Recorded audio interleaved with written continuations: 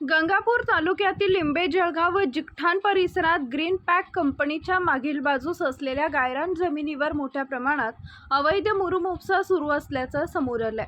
सुमारे 20 एकर क्षेत्रावर हा उपसा सुरू असून यामुळे परिसरातील पर्यावरणीय संतुलन बिघडण्याची भीती व्यक्त केली जाते।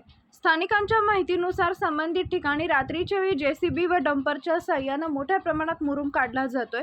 या अवैध उत्खननामुळे गायरान जमिनीची मोठ्या प्रमाणात हानी होत असून भविष्यात या जागेवर शेती किंवा इतर उपयोग करणं कठीण होणार आहे। गायरान जमीन ही गावाच्या सार्वजनिक वापरासाठी राखीव असते, मात्र अशा प्रकारच्या बेकायदेशीर उपशामुळे शासनाच्या मालमत्तेचं नुकसान होत असून महसूल विभागाला मोठा तोटा सहन करावा लागतोय।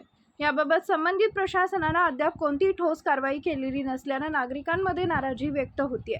गंगापूर तहसीलदार यांनी या प्रकरणाची तातडीने चौकशी करून संबंधितांवर कडक कारवाई करण्याची मागणी केली आहे। तसेच अवैध उत्खनन त्वरित थांबवून गायरान जमिनीचं संरक्षण करावे अशी मागणीही करण्यात येते आहे। दरम्यान मंडळ अधिकारी, तलाठी व तहसील प्रशासन या प्रकरणाकडे कितपत गांभीर्याने पाहते आणि अवैध मुरुम उपसा थांबवण्यासाठी कोणती पावलं उचलते याकडे सर्वांचं लक्ष लागलंय।